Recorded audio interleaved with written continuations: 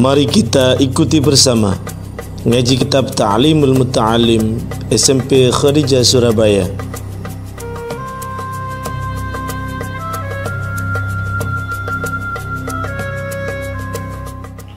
Assalamualaikum warahmatullahi wabarakatuh.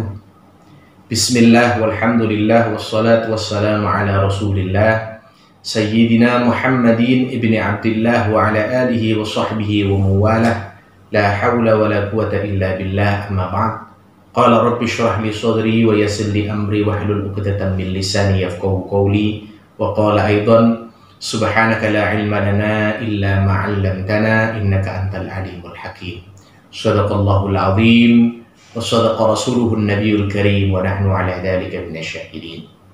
Para pemirsa sekalian channel YouTube SMP Khadijah yang dirahmati oleh Allah, Bapak Ibu, wali santri, wali murid, dan anak-anakku sekalian, siswa-siswi SMP Khadijah yang mudah-mudahan senantiasa diberikan sehat walafiat oleh Allah Subhanahu wa Ta'ala.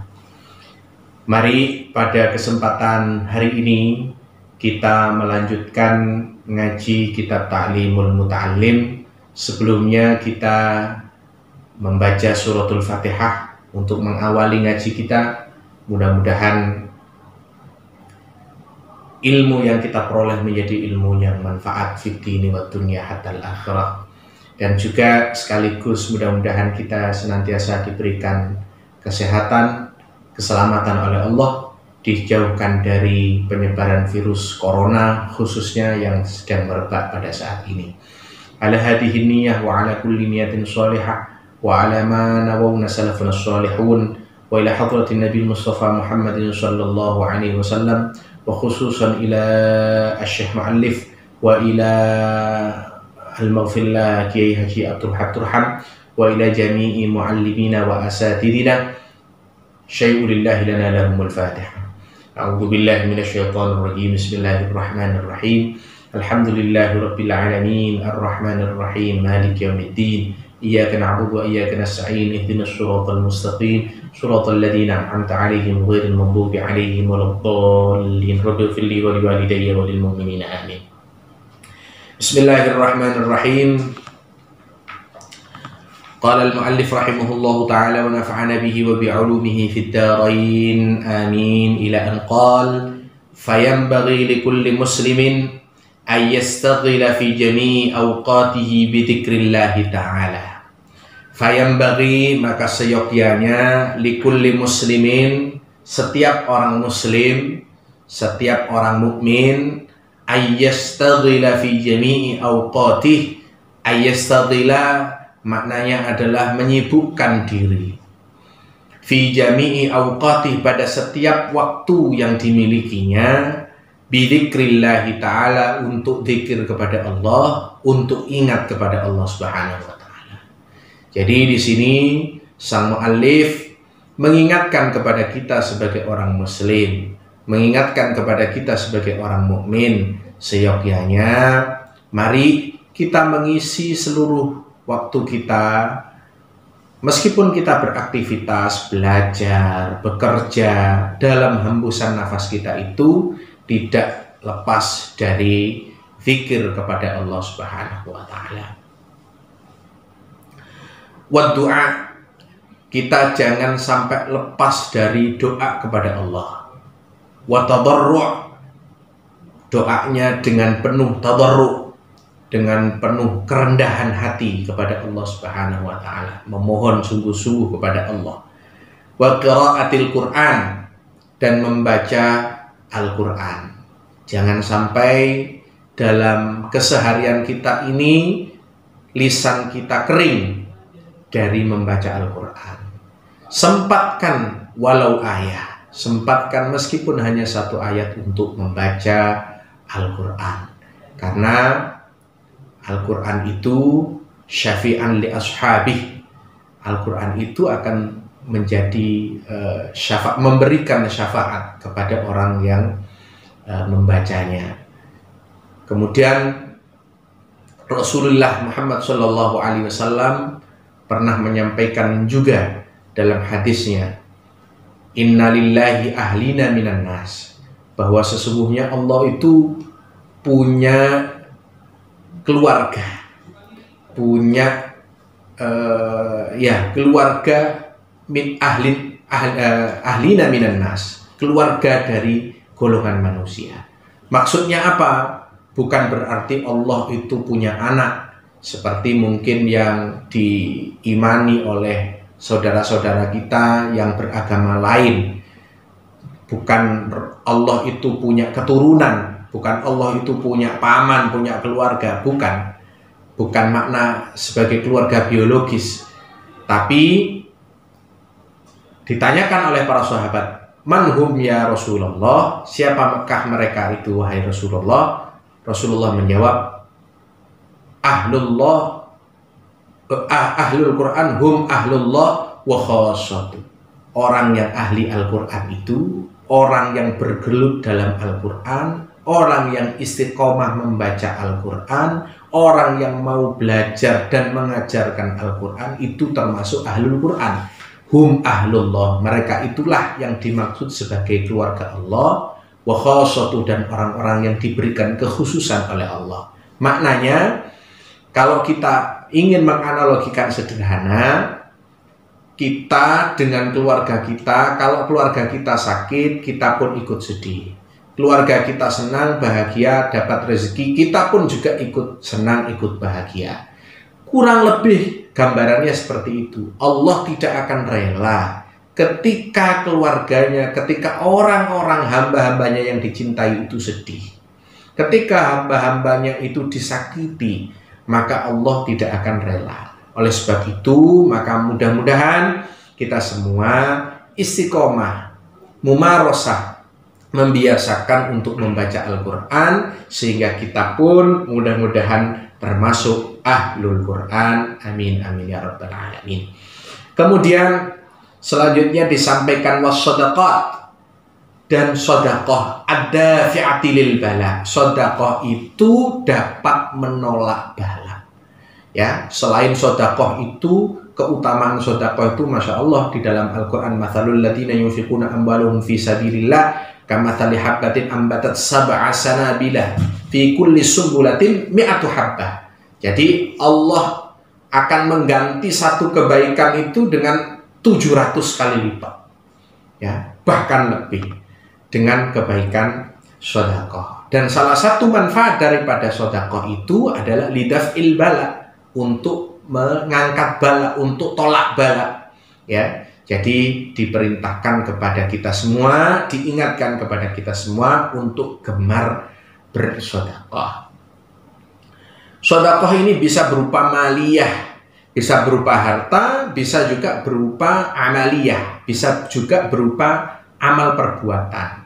Contoh, tabassumuka fi wajhi akhika laka sodakoh. Senyum kita dengan saudara kita itu juga sodakoh. Fi kulli tasbihatin sodakoh, setiap tasbih kita sodakoh. Fi kulli tahmidatin sodakoh, ketika kita bertahmid memuji Allah itu juga sodakoh. Jadi mari kita gemar sodakoh maliyah dan sodakoh amaliyah. Selanjutnya, wa yas'alallaha ta'ala al-'afwa wal 'afiyah, dan senantiasa memohon kepada Allah, meminta kepada Allah al-'afwa, pengampunan, wal 'afiyah, dan kesehatan, afiyah, kesehatan waras. Jadi kita senantiasa memohon kepada Allah agar Allah memberikan ampunan atas dosa-dosa kita, atas kekhilafan-kekhilafan kita, dan Allah memberikan afiyah, memberikan kesehatan kepada kita. Fid dunya wal akhirah, baik itu kondisi kita berada di dunia maupun di akhirat kelak. Liyasunahullahu ta'ala anil bala wal afat, ya. Liyasunahullahu ta'ala anil bala wal afat, agar Allah subhanahu wa ta'ala menjaga kita dari bala dan belai dan mara bahaya. Jadi kita senantiasa ayo istiqomah berdoa kepada Allah. Jadi bab pembahasan kita pada saat ini adalah fadilah atau keutamaan kita memohon kepada Allah. memohon apapun yang menjadi keinginan kita, apapun yang menjadi hajat kita, termasuk agar kita diberikan keselamatan oleh Allah fid dunya wal akhirah, itu harus kita lakukan setiap hari. Fa'inna, nah ini luar biasanya, sesungguhnya mongko setuhune man ruziqad du'a lam yuhramil ijabah. Barang siapa orang man ruziqad du'a, barang siapa yang diberikan anugerah oleh Allah, diberikan rezeki oleh Allah, mau melakukan doa, mau berdoa, lam yuhramil ijabah, maka dia tidak diharamkan ijabah, tidak diharamkan pengabulan doa baginya. Jadi kalau kita masih diberikan oleh Allah kemampuan dan kemauan berdoa, maka kita yakin insya Allah ijabah itu tidak haram bagi kita. Pasti Allah akan mengijabahi setiap doa kita. Fa in kana al-bala'u muqaddaran yusibuhu la muhalah. Bahkan andai kata bala itu sudah ditetapkan kepada dia akan terjadi, ya, kita mungkin ditakdirkan, naudzubillah min dzalik, ada seseorang, ada suatu kaum ditakdirkan untuk mendapatkan bala yang sudah ditetapkan dan tidak akan mungkin mengelak dari ketetapan Allah itu, maka walakin yuyassiruhullahu ta'ala alaih, maka Allah akan memberikan kemudahan bagi dia. Meskipun dia diberi cobaan, meskipun dia diberikan ujian oleh Allah, tapi Allah memberikan kemudahan baginya. Wa yarzuquhu sabra bi barakatid du'a, dan dia diberikan kemuliaan, diberikan keutamaan kesabaran bi barakatid du'a, dengan keberkahan dia berdoa. Jadi luar biasa fadilah kita berdoa itu. Jadi terhindar dari segala macam bala, terhindar dari segala macam ujian. Andai kata pun kita ditetapkan untuk menerima cobaan, ujian, maka insya Allah Allah memberikan kemudahan, memberikan solusi dari ujian itu, dan insya Allah Allah pun juga memberikan kesabaran kepada kita. Allahumma illa sesungguhnya, atau semoga Allah tidak memberikan bala itu kepada kita. Dilanjutkan, idza ta'allama minan nujum qadra ma ya'rifu bihil qiblah wa awqatis shalah fayajuzu dzalik. Andai kata ta'allama minan nujum, andai kata kita mempelajari ilmu-ilmu nujum, ilmu-ilmu perbintangan, ya, qadra ma ya'rifu bihil qiblah, yang dimana ilmu nujum itu diperuntukkan untuk mengetahui arah kiblat, wa awqatis shalah, atau waktu-waktu sholat. Ilmu falak kalau dalam ilmu Islam itu boleh. Tapi kalau kita mempelajari ilmu perbintangan, ilmu astronomi itu untuk meramal misalnya, ya, seperti ramalan-ramalan bulan, ramalan tahun dan lain sebagainya, itu tidak diperkenankan bagi kita. Tapi kalau kita mempelajari ilmu nujum itu, ilmu astronomi, ilmu perbintangan, dengan tujuan untuk mengetahui arah mata angin, kemudian arah kiblat, termasuk juga mengetahui ini sudah masuk waktunya sholat, ini sudah berganti waktu, berganti bulan, berganti hari, itu tidak masalah. Fayajuzu dzalik, maka boleh kita mempelajari itu. Wa amma ta'allumu ilmi tib, nah, dan juga kita mempelajari ilmu kesehatan, ilmu kedokteran. Fayajuz, itu juga diperbolehkan, li'annahu sababun minal asbab, karena itu adalah salah satu sebab dari macam-macam sebab. Fayajuzu ta'allumuhu kasairil asbab, kebolehannya itu seperti macam-macam sebab. Maknanya begini, kita belajar ilmu kesehatan itu juga boleh, kedokteran, kesehatan masyarakat, kebidanan, perawatan, itu boleh. Kenapa? Karena itu adalah media untuk berikhtiar menuju kepada kesehatan. Ya, ada orang sakit, ya, dicarikan bagaimana dengan wasilah, dengan upaya ikhtiar berdoa, berobat, mencari cara untuk supaya dia sembuh. Itu boleh, ya. Sebagaimana faqad tadawan Nabi sallallahu alaihi wasallam, sebagaimana Nabi sallallahu alaihi wasallam pun juga pernah melakukan berobat. Jadi bagi kita ini dalil yang sangat jelas bahwa orang itu tidak boleh mengatakan kullu yusibana illa ma kataballahu lana, bahwa sesungguhnya yang menimpa kita itu sudah diatur oleh Allah. Ya sudah, saya sakit jantung, saya tidak usah berobat. Saya sakit ini tidak usah berobat, tidak usah operasi. Itu salah. Ya, saya tidak mau berikhtiar, tidak mau physical distancing, tidak mau cuci tangan, tidak mau ini itu. Padahal itu adalah merupakan ikhtiar. Kita diperbolehkan. Bahkan Rasulullah sendiri pun juga melakukan berobat ketika beliau sakit.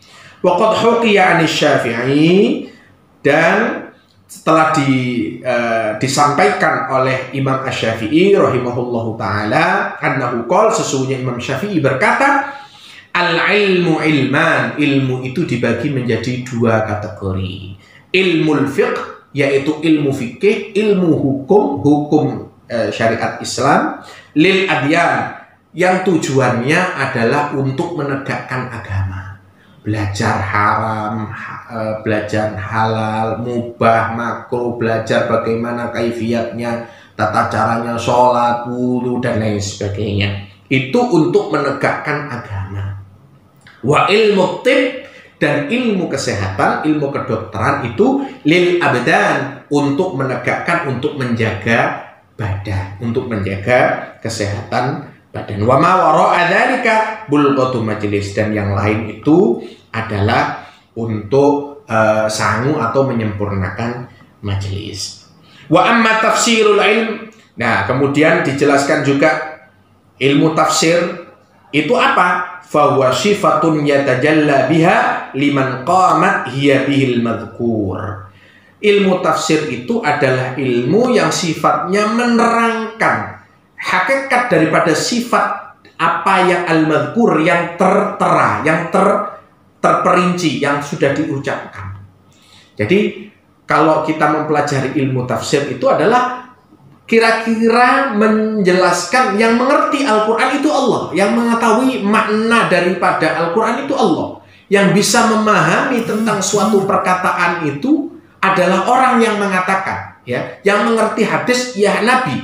Tapi tugas kita adalah menafsiri, tugas kita adalah kira-kira memahami apa konteks daripada isi tekstual itu. Contoh, ada tulisan no smoking, dilarang merokok. Maknanya apa? Dilarang merokok apa? Kita memaknai dari konteks no smoking itu. Oh, berarti di areal ini dilarang untuk merokok. Bukan berarti dia tidak boleh merokok di semua tempat, tapi di areal itu dilarang untuk merokok. Jadi itu salah satu contoh daripada tafsir. Wal fiqh, adapun ilmu fikih itu ma'rifatu daqaiqil ilm. Kita mengetahui fikih itu sama dengan kita mengerti tentang kelembutan ilmu. Jadi ini salah satu pembagian daripada ilmu-ilmu yang perlu untuk kita pelajari bersama. Wallahu a'lam bishawab. Demikian pelajaran ngaji ta'lim muta'alim pada hari ini. Mudah-mudahan menjadi keterangan yang manfaat bagi kita semua.